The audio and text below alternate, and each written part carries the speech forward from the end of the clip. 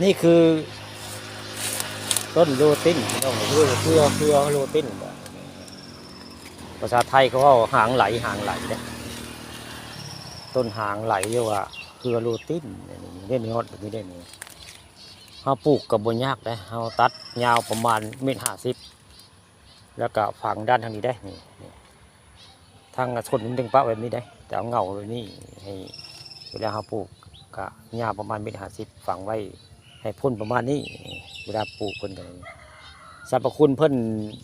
กะมีหลายอย่างพี่น้องเลยอันนี้เอาไปพ่นหมดพ่นเมงก็ได้น้ำมะนาวนี่โรตินหรือว่าต้นหางไหลอันนี้ที่นี่หากมันทำมาทุบนี่หากโรตินนี่มาทุบเอาน้ำขาวๆมันละ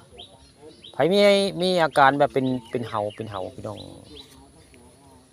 เป็นเห่าในหัวเห่านี่นะเอาน้ำนั่นน่ะน้ำโรตีนขาวๆละมาสะหัวเห่าสิตุ้ยพี่น้องเอ้ยบูตุ้ยก็ออกไว้ง่ายนี่อันแก้เห่าเลยได้นี่ไผเป็นเห่าเนาะไผก็สู้จักเป็นเห่าหรือเห็บนี่ละนี่ใส่ให้มาเป็นเห็บกับอันนี้ละเอาน้ำหางไม้โรตินหรือว่าต้นหางไม้ละ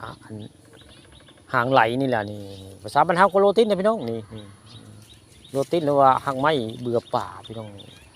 อยากกินปลาก็ไม่ยากอันนี้เพิ่นนี่อยากกินปลาก็เอาไป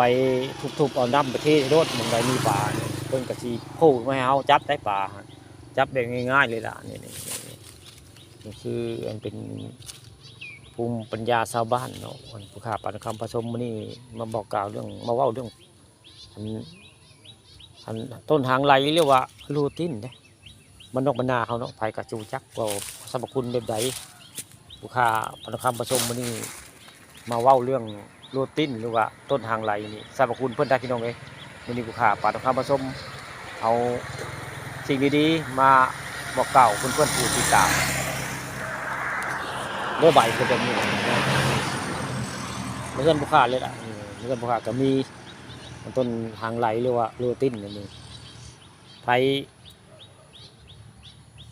เป็นเห่าพี่น้องมีเห่าในหูในหางเห่านี่อย่าลืมได้เอาน้ำเพื่อนนั้นมาทุบๆใส่คู่ก็ได้พี่น้องเป็นคู่ก็ได้แล้วก็เอามาหดมาน้ำขุ่นๆน้ำมันเป็นเห่านี่เห่าคนจะออกคนตุ้ยอยู่ง่ายเห่าในหัวเห่านี่นะเรียกว่าเป็นเห็บพี่น้องนี่มาเป็นเห็บก็เอาไปพ่นจากตัวโมโลดเห็บหมานี่พี่น้องเอาเห่าใส่เครื่องพ่นก็ได้เอาน้ำทางไม้นี่ไปพ่นใส่หมาที่มันมีเห็บโตมาเห็บมันก็สิล่นได้พี่น้องก็นี่มีแนวแพร่พวกนี้ได้พวกเห็บพวกเห่านี่มันมีสรรพคุณแบบนี้ได้อันโรตินต้นหางไหลนี่สเกลใบมันเดินถ้าการทำผสมนี่เอาสิ่งดีมาว่ามาจาบอกเก่าให้เพื่อนติดตามว่าสรรพคุณแบบนี้ได้เกี่ยวกับสมุนไพรบรรดอกบรรณาเขาได้นี่คือโรตินสมุนไพรเขาว่าใส่น้ำกะ